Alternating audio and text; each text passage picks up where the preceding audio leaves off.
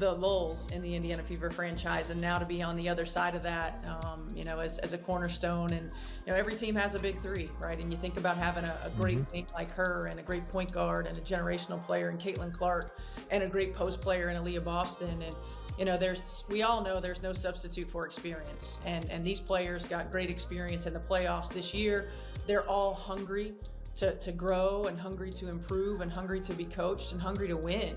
The Indiana Fever are creating buzz in the WNBA, and not solely due to their emerging star Caitlin Clark. After a season that marked the franchise's first playoff appearance in 8 years, the team is intensifying its championship ambitions by reintroducing a familiar figure, Stephanie White. And when you have three foundational players, and your big three that have that mindset, have that mentality, and great things can happen. And it's our job then as coaches to continue to put them in positions to succeed, and our job as a franchise to put the pieces around them that will fill some of the gaps and fill some of the holes. And ultimately our goal is to win championships and to hang banners. The 2023 WNBA Coach of the Year comes back to the Fever with a successful background as both a player and a coach. Her task: transforming a playoff contender into a consistent powerhouse. White's return signifies a dynamic new phase for the Fever, following their choice to part ways with Christy Sides. First and foremost, communication. I think I'm a really transparent, straight shooter. As a player, that's all I ever wanted, was really just to know where I stand, to know what I need to work on, to know what the coach was thinking. Having relationships with my players is really important. Despite managing a challenging rebuilding period and leading the team to the postseason, Sides encountered criticism regarding her management of Clark, the reigning WNBA Rookie of the Year. Now, with White at the forefront, Indiana aims to maximize Clark's abilities and, more crucially, develop her into a leader capable of guiding the Fever to several championships. Our players that are in market, we'll work with. They'll still be training. We'll probably go see some other players and maybe get a couple of workouts in with them. Right now I'm finishing up putting my staff together, and once we get that finished, and then we'll begin really just anything that we can do from a remote standpoint too, which we'll watch video over the internet. We'll start, giving them players to watch on NBA teams or college teams. That's a good idea. Different ways that we'll utilize them in their position. For White, the vision begins with establishing a strong connection with Clark, whose basketball intelligence and scoring ability have already been likened to some of the game's legends. Speaking on the Coaching You podcast, White detailed her strategy to enhance Clark's performance. She's adapted really quickly to this league, and now it's about becoming not just a great player, but a great leader for this team. And I really take pride in that. I still communicate with almost every player that I coached at the pro level. I still have relationships with them, whether they're playing or not. So I think that certainly helps. But as far as a coach, X's and O's, I think are my strength. Really trying to think outside the box, not be tunnel vision in how we do things, putting players in positions to be successful. Collaborative method is a key aspect of White's coaching philosophy, one that propelled her to significant success with the Connecticut Sun. Her talent for developing players and creating cohesive teams is a competence the Fever hope will translate into a squad rich with potential. White's past as a player with the Fever and her strong connections to Indiana basketball only enhance her credibility. Free agency starts in January, so we'll start having those conversations as well. So, it's starting to really lay the foundation. Having regular conversations with our players, lay the foundation of what we're going to be about, how we're going to play, what our expectations are as a staff, how we want to utilize them, getting feedback from them, and just really laying a strong foundation so that by the time we get everybody back in market, we're really ready to go. Clark, for her part, has accepted the challenge. Recognized for her unwavering determination and ability to perform in crucial situations, she is enthusiastic about advancing her career with White's direction. It's thrilling to have a coach who knows what it takes to succeed at the highest level, Clark mentioned in a recent interview with the Indianapolis Star. I'm prepared to put in the effort and develop into the leader this team requires. The Fever are relying on the synergy of White's coaching expertise and Clark's star potential to elevate them into the elite of the WNBA. With off-season training already in progress, the excitement surrounding the team is evident. As White stated, "We're creating something remarkable here, and Caitlin is central to it." If her plans come to fruition, the Fever could not only secure their next championship, but also lay the groundwork for a dynasty. Heading into the 2024 WNBA expansion draft, the Golden State Valkyries hold all the cards, but the Indiana Fever could alter that with a daring decision. The other 12 WNBA teams were permitted to protect 6 players from being drafted by the Valkyries. But this leaves many skilled players available for selection. The protected lists have been submitted to the league and will not be disclosed before the draft, which starts at 6:30 p.m. on Friday. Most predictions from WNBA analysts suggest that each team will shield its top 6 rotation players, along with a few players who are covered by specific protection rules. With the Fever front office concerned about the players the team might lose surrounding superstar Caitlin Clark, the most strategic move could be to proactively negotiate a deal for the Valkyries to select its highest-paid player. ESPN's Kevin Pelton proposed this idea in his mock WNBA expansion draft, noting that the Fever might be the most motivated team to have the Valkyries draft a particular player. He proposes that Indiana could offer Golden State a better 2026 WNBA draft pick in exchange for agreeing to select Katie Lou Samuelson in Friday's expansion draft. The 27-year-old was excluded from Christy Side's rotation toward the end of the season, playing only 5 minutes, as the Fever were eliminated in the first round of the playoffs. However, she is under contract for a team-high salary of $180,250 in 2025. If the Fever do not reach a deal before then, the team may risk losing a valuable depth player on a more favorable contract like Tami Fagbenle, Damiris Dantas, or Grace Berger. In Pelton's assessment, this bold strategy would initiate the expansion draft. Executing trades prior to Friday grants the Valkyries the ability to leverage their position as drafters to acquire improved assets for the future. Although the WNBA has not conducted an expansion draft since the Chicago Sky entered the league in 2008, trading has proven to be an effective strategy in the expansion drafts of other women's professional sports leagues, including the National Women's Soccer League. In 2024, 7 teams engaged in trades before the NWSL expansion draft to secure full roster protection from the incoming franchises. In this scenario, the Fever would enhance the proposal by including a valued future first-round draft pick, allowing them to release their largest contract.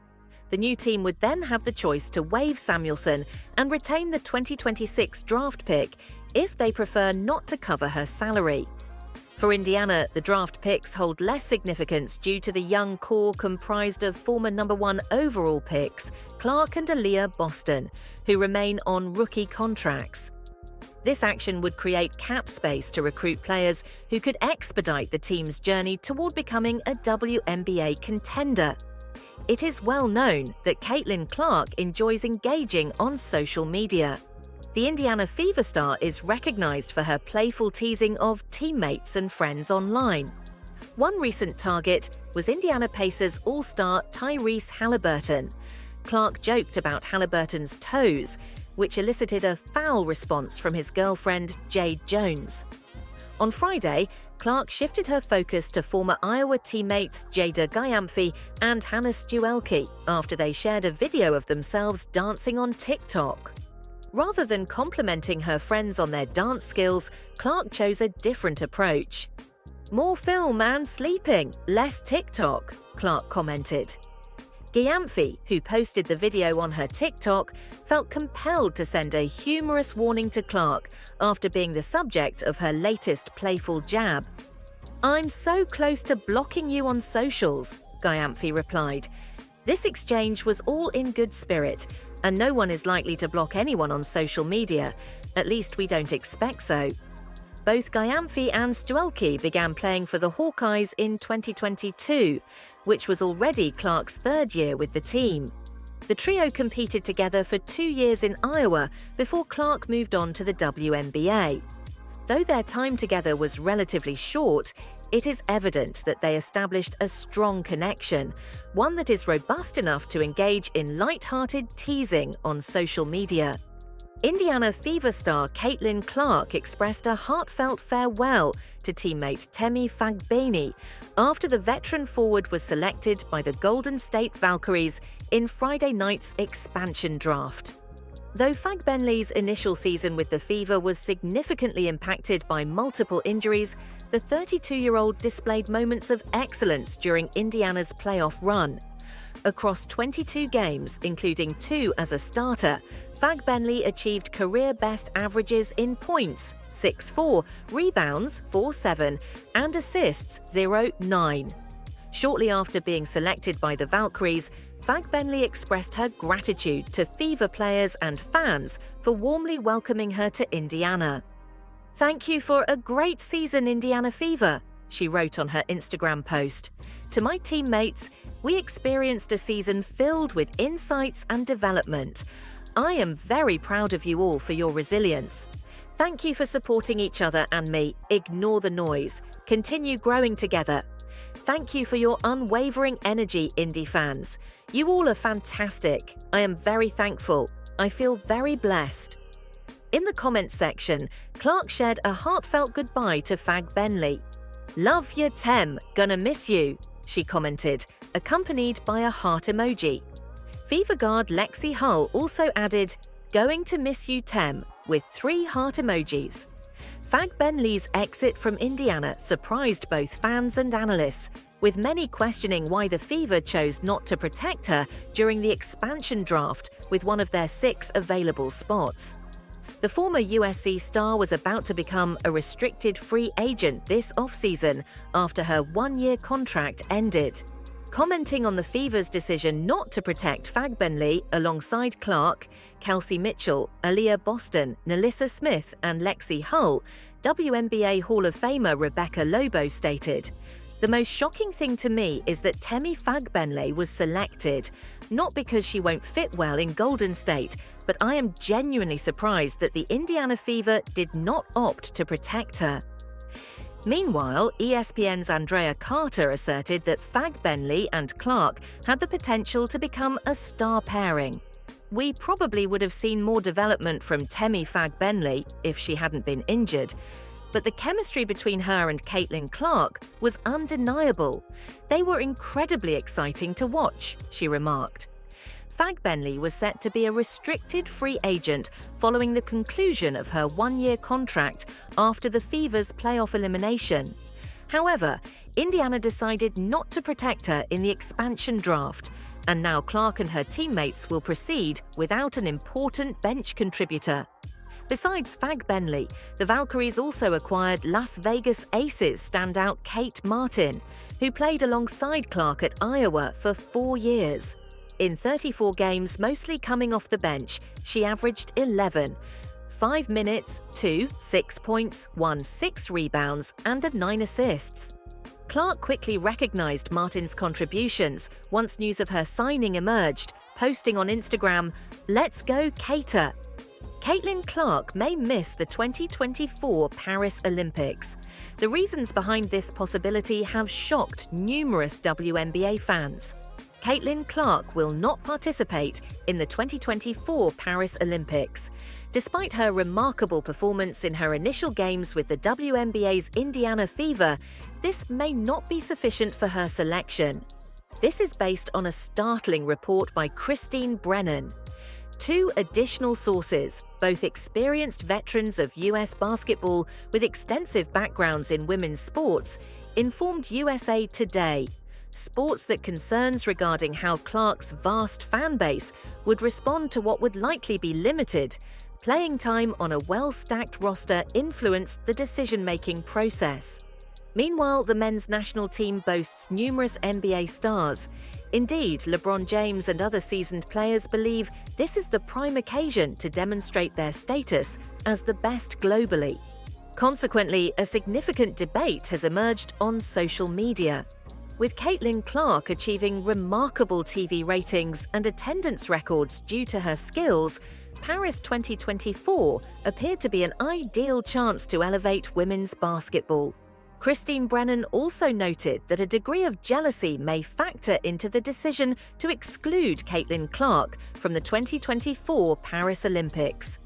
Concerns regarding potential fan reactions to her limited minutes as a rookie do not seem to be a compelling argument for the WNBA veterans. If true, this would signify an extraordinary acknowledgement of the unease caused by this multi-million-dollar phenomenon who provides autographs for countless children before and after every game, for the established figures in women's basketball. The two individuals spoke on condition of anonymity due to the sensitive nature of the situation. According to Shams Charania's report, the final roster for the USA women's national team will be Brittany Griner, Alyssa Thomas, Aja Wilson, Brianna Stewart, Diana Taurasi, Nafisa Collier, Jewel Lloyd, Kelsey Plum, Jackie Young, Chelsea Gray, Kalea Copper, and Sabrina Ionescu. People enjoy discussing Caitlin Clark, whether they are fans or critics. Once again, the Indiana Fever star is in the limelight following Tami Fagbenle's selection by the Golden State Valkyries in Friday's expansion draft, leading to her departure from the Fever. WNBA fans were surprised that the Fever did not choose to protect their backup center, allowing Golden State to select her. The new franchise, following expansion guidelines, had the right to choose one player contract or negotiating rights from each of the existing 12 teams, with Fagbenle being their choice from the Fever. They selected 10 other players, leaving the Seattle Storm unscathed. "Darn, Caitlin Clark ran her out of town," wrote one Twitter user. The sentiment echoed throughout, with many Indiana fans sharing their disappointment at Fagbenle's departure. "She's going to be missed," one fan remarked, while also acknowledging the decision earlier in their post. "Thank you for watching. Loved her defense and energy. Poor decision not to protect Temi. Boo hiss," another fan commented, somewhat unusually. "I'm so puzzled by this. How was Temi not protected? Temi, you will be missed," added another enthusiastic Temi supporter. While Clark is losing a friend in Fagbenle, she is witnessing another player make a shift in the WNBA, as Kate Martin was also drafted by the Valkyries. Martin was with the Las Vegas Aces last year, but will now move to Golden State, as she was not protected either. The Indiana Fever's front office has already begun executing its off-season strategy, but it will face an unusual challenge on Friday when the Golden State Valkyries commence building their inaugural roster through the WNBA expansion draft. The Valkyries can choose up to one player from each of the other 12 WNBA teams from a pool of available players in a draft format. Other teams were allowed to protect 6 players from being selected by the Valkyries. Those protection lists were submitted to the league on November 25th, but will not be disclosed. Kelly Krauskopf, the Fever's president of business and basketball operations, has previously navigated multiple expansion drafts. She openly discussed with CBS Sports how Friday's draft will influence the team's off-season plans to build around superstar Caitlin Clark. Krauskopf affirmed that the intricate process is nothing new for her. She was Indiana's original president and general manager from 2000 to 2017, allowing her to view the expansion draft from various angles. She assisted in assembling the team's first roster during the 2000 WNBA expansion draft. She then had to assume a defensive role in the 2006 edition and again in 2008, the last time the WNBA conducted an expansion draft. When the Fever began the offseason by hiring new head coach Stephanie White, on November 1st, Krauskopf understood that roster enhancements would need to wait until after the Valkyries' expansion draft concluded. "There's no nervousness," Krauskopf stated. "You're just preparing because you know you're going to lose a player off your roster, so you're evaluating every detail of what we can do if we lose someone to fill that position." That's where the concerns arise. After Clark's outstanding rookie season, Indiana's early exit in the WNBA playoffs revealed a shortage of depth on the bench behind the 2024 Rookie of the Year and her co-star in the front court, Aaliyah Boston. In the 2-0 series sweep by the Connecticut Sun, Clark played only 4 minutes off the court throughout the 2 games. In the elimination match, she played all 40 minutes, while former coach Christy Sides utilized only 3 players from the bench. Although Clark, Boston, and 4 others will be protected on Friday, the options available to Golden State indicate that Indiana's bench will be further diminished. "Expansion drafts aren't always beneficial for those of us seeking to build a deep bench," Krauskopf stated, conveying her insightful apprehension. Nonetheless, the seasoned Fever president understands that the uncertainty of introducing a new team to the league can also present opportunities for them. "Conversely, it's a chance if you're innovative," she remarked.